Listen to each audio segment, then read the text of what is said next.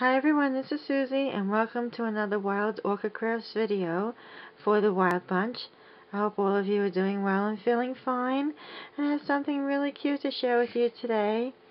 I have been to the Michael's craft store several weeks back and was able to pick up some of these Easter eggs that I had wanted to go ahead and alter.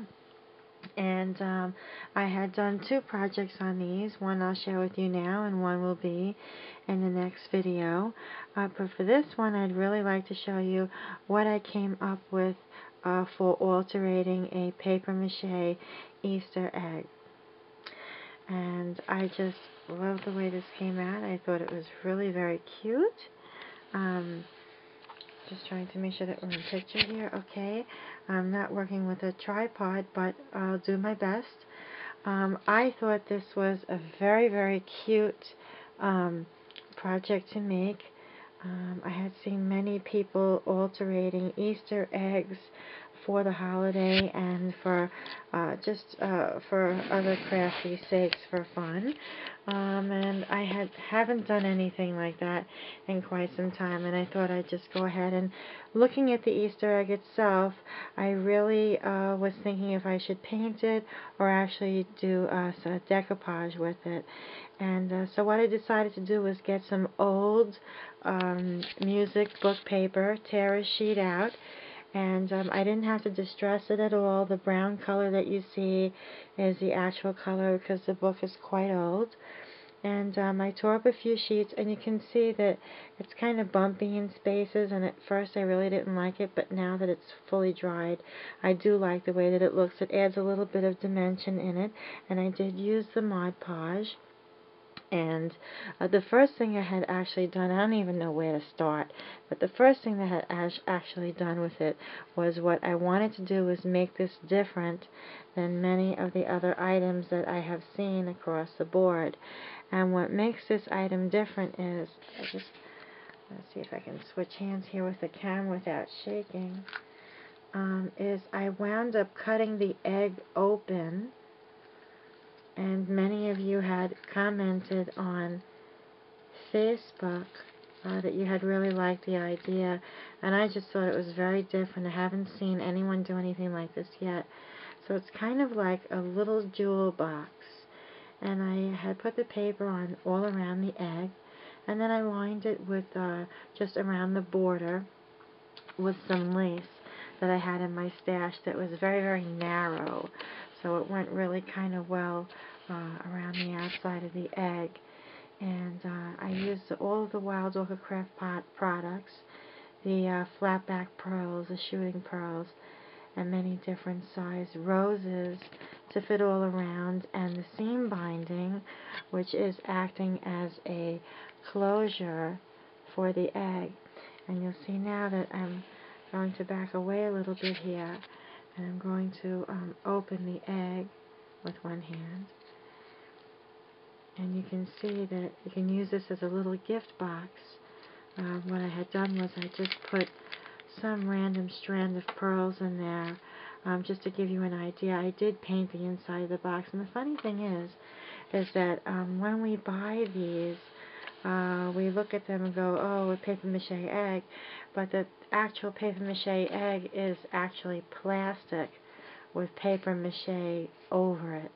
So cutting it was pretty easy. I just drew around the center of the egg and then cut it with a straight knife. And then I just sanded the edges and just went ahead decorating. I love it that I thought of putting the closure here. I had an idea for something else, but I'm going to show that on another project. But if you can see, I just want to move this piece of seam binding here again with the one hand. Let me just pull these pearls out. What I have is another item in there from Wild Orchid Crafts. That is the flat back pearl, if you see it in there, and that kind of hides the beginning of the seam binding that's just glued down. And I used a color called Buttermilk. It's an acrylic color paint.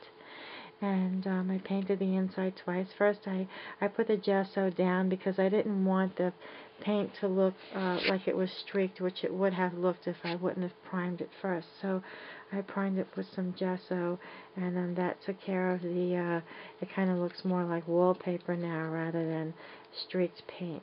And it's just really very cute. If you don't want to give this a gift to someone for Easter or even for Mother's Day, it would be a really perfect little gift, because you can certainly, and let me see, I'd like to just, I'm sorry to do this to you, just put this down for a brief moment. If I can show that to you. Yeah, just go ahead and tie this up. And you can certainly, if you want to give Mom some money for Mother's Day, where she can go ahead and go and buy herself a gift or something that she needs, you can go ahead and roll up some cash and put that in there. I don't think at all that any kind of gift card will fit in there, but you can certainly put a cash or check in there. You can put any kind of ring, bracelet, or necklace in there. You can certainly give it to a very good friend and roll up some really nice lace, a little package of buttons and some pearls and notions, and put it in there. I mean, this can go so many ways.